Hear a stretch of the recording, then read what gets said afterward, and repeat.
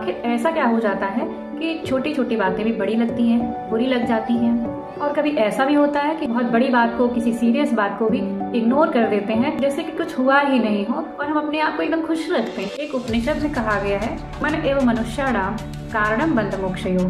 मनुष्य के बंधन और उसकी मुक्ति दोनों का सिर्फ एक ही कारण है, और वो क्या है? हमारा मन।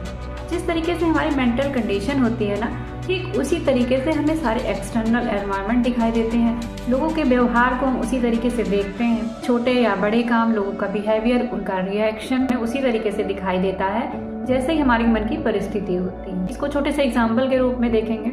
मान लीजिए मुझे किसी ने एक घड़ी गिफ्ट की। पहली कंडीशन बनती है कि कैसी सस्ती सी घड़ी उसने मुझे दे दी, इससे अच्छी घड़ी तो मेरे पास थी, ये घड़ी मेरे किसी काम लायक नहीं। उसी तरीके से अगर इस पे विचार किया जाए, वहाँ मेरे पास एक और घड़ी हो गई, मैं अपने किसी ड्रेस के साथ इसको मैच करके पहन सकती हूँ। हमारे मन की जो स्थिति होती है वो हमारे विचारों से ही प्रभावित होती है। मन स्थिति बदलने से परिस्थितियाँ बदले चाहे ना बदले, लेकिन उन चीजों को देखने का हमारा जो नजरिया होता है, हमारा जो दृष्टिकोण होता है, वो चेंज हो जाता है। गीता के 6वें अध्याय के 5वें और 6वें श्लोक, बंधुरात्मात्मन सत्यस्य नात्मैवात्मना जितः अनात्मनस्तु शत्रुत्वे वर्तेतात्मये शत्रु। मन ही हमारा शत्रु है और मन ही हमारा मित्र है। अपने मन को ऊपर उठा करके अपनी आत्मा को ऊपर उठा सकते हैं और इससे हमारा कल्याण हो सकता है। इन सभी बातों को फॉलो करने से ही हमारे थिंकिंग पैटर्न में चेंजेस आते हैं, हमारे विचारों में शुद्धि होती है, हम आत्मिक रूप से आगे बढ़ते हैं, मानसिक रूप से हम स्वस्थ होते हैं। श्री अरविंद जी को बहुत अच्छे दार्शनिक के रूप में, योगी के रूप में, एक कवि के रूप में और एक फ्रीडम फाइटर के रूप में जाना जाता है।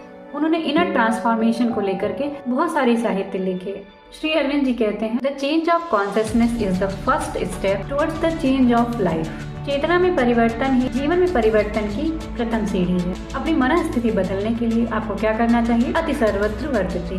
दूसरी बात यह याद रखें, सभी कुछ परिवर्तनशील है। अगर किसी से आप प्रभावित होते हैं तो ये भी सोचिए कि उसके मन में जो चल रहे विचार हैं वो भी परिवर्तनशील है, और आप जो उस समय सोच रहे हैं उसमें भी परिवर्तन अवश्य आएगा। प्रेजेंट में रहना सीखें। बहुत सारे विचार जो कि फ्यूचर में परेशान करने वाले हैं, पास्ट को लेकर के परेशान करने वाले हैं, उनसे छुटकारा मिल जाता है।